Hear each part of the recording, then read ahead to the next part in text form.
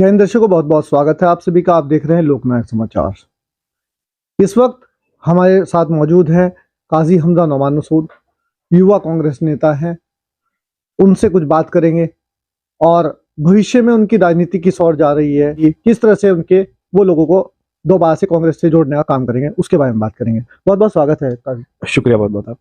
तो एक बार फिर से वापस बसपा छोड़कर आप कांग्रेस में आपने घर वापसी की है, तो इस बार वापसी कैसी रही? देखिए, बसपा से तो हमें निकाला गया, हम खुद तो छोड़ी नहीं। और फिर मैं नेतृत्व का शुक्रिया अदा करना चाहता हूं कि उन लोगों ने सारी पुरानी बातों को भूल करके और हमें पार्टी के अंदर वापस लिया। और इंशाल्लाह काम करेंगे पार्टी के लिए। पूरे देश के अंदर कांग्रेस और बीजेपी के आमने सामने की लड़ाई है। इंशाल्लाह भाजपा के खिलाफ कांग्रेस मजबूत है तो कांग्रेस के साथ हैं। नहीं, जिस तरह से जो पोजीशन पहले थी आपकी कांग्रेस के अंदर में, आप कांग्रेस अचानक छोड़ करके गए थे, बसपा में चले गए थे। नेताजी इमरान मसूद साहब भी कांग्रेस छोड़कर सपा में चले गए थे, रास्ते अलग अलग हो गए थे, वापस दोबारा से कांग्रेस में वापसी हुई है। तो क्या वही प्यार, अपनापन और मान सम्मान वहां पर मिला? बिल्कुल बिल्कुल वही मिला, जैसा पहले था वैसा ही अब है। कोई अब चर्चाएं तो बहुत लोग करते हैं, लेकिन घर के हालात तो मैं जानता हूँ ना। हमारी पार्टी के हालात तो हम सब अच्छा है माशाल्लाह, पहले जैसा ही है। और मजबूती के साथ राहुल गांधी जी के नेतृत्व में चुनाव लड़ा जाएगा, प्रियंका जी के नेतृत्व में चुनाव लड़ा जाएगा और लड़ेंगे मजबूती से चुनाव। अच्छा, किसी आश्वासन के साथ गए हैं या फिर बिल्कुल बिना किसी लालच लोभ के पार्टी में ज्वाइनिंग किया कांग्रेस में? देखिए, राजनीति में आश्वासन जैसी कोई चीज नहीं होती जी। वक्त और परिस्थितियों पर फैसले लिए जाते हैं। पार्टी नेतृत्व का जो फैसला होगा उसके साथ रहेंगे। अच्छा, अभी कल संसद भवन के अंदर कुछ घुसपैठिए घुस गए थे, ठीक? तो वो पूरा जो मामला है आपकी नजर में होगा, उसे किस तरह से देखते हैं आप? जब संसद जैसा लोकतंत्र का मंदिर ही सुरक्षित नहीं है तो आम जनता क्या सुरक्षित होगी? देश के अंदर एक अनडिक्लेयर्ड इमरजेंसी है और मैं समझता हूँ कि तमाम आपके इंस्टीट्यूशंस जो है लोकतंत्र के, वो कोलैप्स हो चुके हैं इस टाइम देश के अंदर। सिर्फ दो ही लोगों की चलती है और वही दो लोगों की जोड़ी जो है वो देश को चला रही है। जब वो संसद को भी सुरक्षित नहीं रख पा रहे हैं तो हमें क्या सुरक्षित रखेंगे? अच्छा, राजस्थान, मध्य प्रदेश और छत्तीसगढ़ में जिस तरह से कांग्रेस को उम्मीद थी कि राजस्थान में वापसी कर सकते हैं, छत्तीसगढ़ में तो सब सर्वे भी बताए थे कि कांग्रेस वापसी कर रही है, लेकिन तीनों ही जगह कोलैप्स किया, इतनी बुरी तरह से हार मिली है।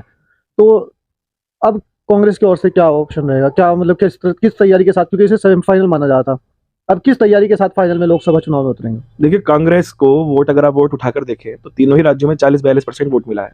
वोट में तो कमी नहीं है।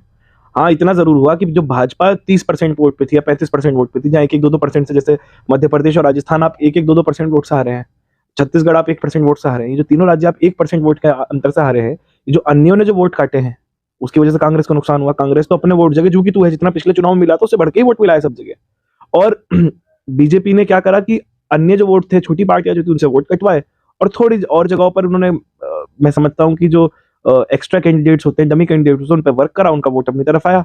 लेकिन अगर आप ओवरऑल देखें तो 4,90,00,000 वोट कांग्रेस को मिले और 4,80,00,000 वोट बीजेपी को मिले। वोट तो ज्यादा कांग्रेस को मिला है जितने भी पूरे सारे राज्यों में जो चुनाव हुए हैं, लेकिन उसके बावजूद भी कांग्रेस हार गई।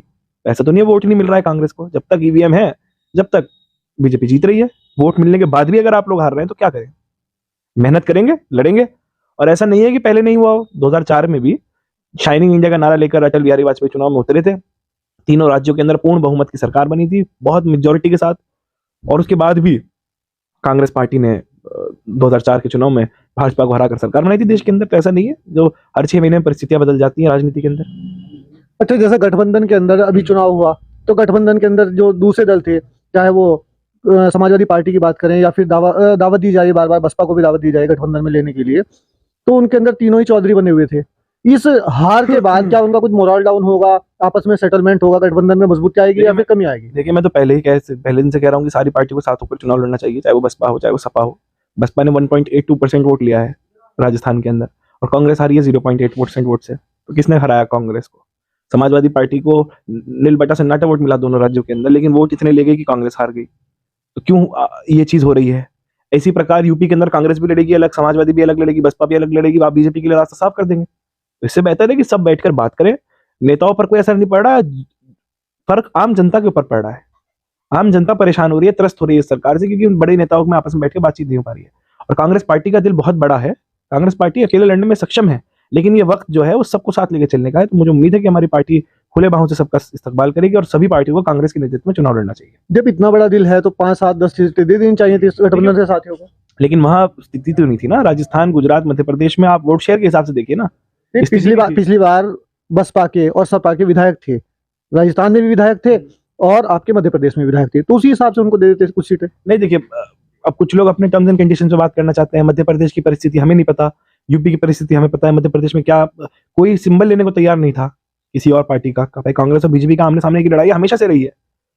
यूपी के अंदर परिस्थितियों का हमें पता है हमारी कौन कौन सी सीटें मजबूत है, हम कहाँ कहाँ चुनाव लड़ सकते हैं, कहाँ कहाँ नहीं लड़ सकते, कहाँ कौन से सिंबल पर चुनाव लड़ा जाएगा, कौन से सिंबल पर वोट मिलेगा, कौन से सिंबल पर वोट चढ़ेगा। तो इस सब चीजों को देखकर काम करना की जरूरत है। अच्छा, जैसे जैसे यूपी के अंदर कर रहे थे, ऐसे तो मध्य प्रदेश में भी कर सकते थे कि कांग्रेस सिंबल कांग्रेस का और कैंडिडेट किसी और पार्टी का हो जाए, लेकिन वो लोग उस पर भी तैयार नहीं थे। तो वो यूपी में कैसे तैयार हो जाते हैं और पार्टी? मैं किसी को इल्जाम नहीं दे रहा हूँ कि सिंबल दे, ये तो राजनीति, आप जानते हैं ना कि सिंबल मेरा ले लो, कैंडिडेट आप हो जाओ। ये चीज नहीं होनी चाहिए ना फिर, या मेरा कैंडिडेट और सिंबल आपका हो जाए, ये भी कर सकते थे, लेकिन उस चीज पे भी तैयार नहीं हुए उस टाइम। तो ये है, बड़े नेताओं में आपस में बैठकर इन्हें बात करनी चाहिए और इंडिया गठबंधन एक है और एक होकर चुनाव लड़ेगा। अच्छा एक बात बताएं, अभी अभी आपने ईवीएम के ऊपर हार का ठीकरा फोड़ दिया। ये हार का जो ठीकरा है चुनाव के बाद ही, रिजल्ट आने के बाद ही क्यों फोड़ा जाता है? अगर इतनी ही दिक्कत है तो चुनाव में मत जाइए। आप निर्वाचन, अगर हम चुनाव में नहीं जाएंगे तो फ्री वॉक कैसे दे दें? और मैं तो त्रस्त हूँ जी, मेरे से तो आप ये बात कह ही नहीं सकते। मैं तो खुद ईवीएम का सताया हुआ हूँ। 2019 का उपचुनाव अगर आपको याद हो, गंगो विधानसभा का उपचुनाव था, हम चुनाव जीत गए थे, 22,000 वोट की हमारी लीड थी और हमें ईवीएम की वजह से हराया गया था चुनाव, सील्स टूटी हुई आई थी। नहीं तो सब पार्टी को एकजुट होकर केंद्रीय चुनाव आयोग के सामने जाना चाहिए। गए हैं 1500 से ऊपर पिटिशंस गई हैं, कंप्लेंट्स गई हैं सुप्रीम कोर्ट के अंदर। 1500 से ऊपर कंप्लेंट जो इलेक्शन कमीशन के खिलाफ है वो गई हैं। 4 इलेक्शन अधिकारी सस्पेंड भी हुए हैं, मध्य प्रदेश के अंदर हुए हैं, लेकिन कोई ठोस कदम सुप्रीम कोर्ट को लेना पड़ेगा, क्योंकि बाकी सब इंस्टीट्यूशंस तो कोलैप्स कर चुके हैं, टूट चुका है, कुछ नहीं। फिर तो लोकसभा चुनाव में भी इसी तरह से होगा, फिर क्या होगा? देखिए क्या होता है। हम तो उससे पहले पूरा प्रयास करेंगे, लेकिन जब तक ईवीएम है, जब तक मोदी जो है वो आगे इसी तरीके से बढ़ता रहेगा। बैलेट पेपर पे चुनाव कराएं और रिजल्ट देखें। अच्छा, कांग्रेस पर एक आरोप भी लगते हैं कि वहां पर जो उसके नेता हैं, बहुत सारे नेता इनके छुपे हुए संघी कांग्रेस के अंदर छुपे बैठे हैं। वो लोग युवाओं को बढ़ने नहीं देते हैं, जो लोग जमीनी स्तर पर कांग्रेस से लोगों को जोड़ने का काम करते हैं। तो इस तरह के लोगों को कांग्रेस बाहर क्यों का रास्ता क्यों नहीं दिखाती, जब इतनी बार बार हार हो रही है उनकी? देखिए कुछ कह नहीं सकते नेतृत्व के बारे में, मतलब आप जिनके बारे में बात कर रहे हैं, मैं तो जानता नहीं कौन है ऐसे लोग, लेकिन इतना जरूर है कि राहुल जी और प्रियंका जी जो हैं वो युवाओं को आगे बढ़ाने का प्रयास करते हैं हमेशा से भी। बल्कि 20 तारीख को गंगों में यूपी जोड़ो यात्रा है, तो मैं तो युवा ही हूँ, तो जिम्मेदारी अगर हमारे अध्यक्ष जी अजय राय जी ने दी है, इमरान मसूद साहब के ने दी है, तो फिर मैं तो नहीं कह सकता कि युवा को आगे नहीं बढ़ा रहे हैं। लेकिन हाँ, इतना जरूर है कि युवा ताकत को, युवा शक्ति को देखकर नजरअंदाज नहीं करना चाहिए, उसे आगे बढ़ाना तो लोकसभा चुनाव के लिए कांग्रेस की क्या कुछ तैयारियां हैं? चाहिए। इंशाल्लाह मजबूती से चुनाव लड़ेंगे, बहुत मजबूती के साथ, सर्व समाज को साथ लेकर चलेंगे। और भारत जोड़ो यात्रा ने देश के अंदर बहुत परिवर्तन लाया है, और वो आपको देखने को मिला है वोट शेयर के अंदर। कर्नाटक का आप चुनाव देखें तो बहुत बढ़िया कर्नाटक के अंदर कांग्रेस चुनाव लड़ी है और वोट शेयर बहुत बड़ा है हमारा पिछली बार से। मध्य प्रदेश में हमारा वोट शेयर जूं का तूरा, राजस्थान में हमारा वोट शेयर जूं का तूरा, छत्तीसगढ़ में हमारा वोट शेयर जूं का तूरा, तेलंगाना में हमने सरकार बना ली। तो ये भारत जोड़ो यात्रा का ही असर है। इसका रिजल्ट अभी नहीं दिख रहा, इसका रिजल्ट आपको लोकसभा के अंदर दिखेगा। बहुत मजबूती से चुनाव कांग्रेस पार्टी लड़ेगी। तो काजी नौमान मसूद और इमरान मसूद यहाँ से, हमारे यहाँ से पश्चिम में, खासतौर से पश्चिम उत्तर प्रदेश में, वैसे तो उत्तर प्रदेश की अगर हम पूरे की बात करें तो यहाँ पर जो क्षेत्रीय दल हैं, जैसे समाजवादी पार्टी है, बहुजन समाज पार्टी है, राष्ट्रीय लोक दल है, इनका बोलबाला, इनका दबदबा ज्यादा रहता है। किस तरह से आप लोग कांग्रेस से लोगों को जोड़ने का काम करें? देखिए हम तो 24 घंटे जनता के बीच में हैं और वोटर हमारे साथ है। हम समाजवादी में गए, बाबा समाजवादी के अंदर गए तो 2 एमएलए निकाल के लाए। बसपा में आए तो अब चेयरमैन हैं हम लोग मौजूदा। पहले जब हम कांग्रेस में थे, जब भी 2 एमएलए थे, वो हमारे जो 2 सीट्स थी। वैसा नहीं है, तो सहारनपुर जो है वो जिला सहारनपुर वो कांग्रेस पार्टी का सबसे मजबूत जिला है। और इंशाल्लाह मुझे उम्मीद है कि इसी 24 घंटे जनता के बीच में है, तो इसका हमें रिजल्ट हमारे आसपास के जिलों में भी देखने को मिलेगा और कांग्रेस पार्टी मजबूती के साथ चुनाव लड़ने का कार्य करेगी। अभी आपने जिक्र किया कि अजय राय जी गंगों में आने जा रहे हैं, तो क्या प्रोग्राम है, किस तरह से? देखिए यूपी जोड़ो यात्रा के तहत एक पद यात्रा हम लोग आयोजन कर रहे हैं। उसका शुभारंभ जो है वो गंगों से होगा। 20 तारीख को गंगों में पद यात्रा होगी और हमारे प्रदेश अध्यक्ष जी, हमारे प्रभारी महोदय, सब लोग आएंगे। आप सब भी सदर आमंत्रित हैं, पत्रकार महोदय। उनकी प्रेस कॉन्फ्रेंस होगी, बातचीत होगी और हम लोग पूरे कस्बे के अंदर पद यात्रा करके अपने यूपी जोड़ो यात्रा की शुरुआत गंगो विधानसभा से करने का कार्य करेंगे। कांग्रेस की कोई दावेदारी है कैराना लोकसभा के लिए, सहारनपुर लोकसभा के लिए? ये तो नेतृत्व का फैसला है, चाहे कैराना हो, चाहे सहारनपुर हो, चाहे मुजफ्फरनगर हो, बिजनौर हो, जौन सी भी जगह हो, तो नेतृत्व का फैसला है। लेकिन देखते हैं आगे क्या होता है। चुनाव मजबूती से लड़ेगी कांग्रेस पार्टी। जो पार्टी के हमारे सुप्रीमो का आदेश होगा, हम उसका पालन करेंगे।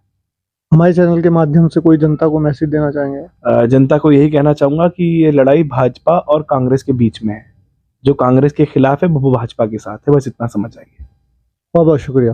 तो ये थे हमारे साथ काजी हमजा नौमान मसूद, युवा कांग्रेस नेता हैं, लोगों के बहुत नज़दीक रहते हैं, उनके काम कराते हैं और अपने बेबाक अंदाज और बेबाक बात के लिए जाने जाते हैं। बने हमारे साथ, देखते हैं लोकनायक समाचार। जय हिंद। मेरा ये चैनल सब्सक्राइब करें और मेरे हर अपडेट आपको मिले, इसके लिए बेल आइकन जरूर दबाइएगा।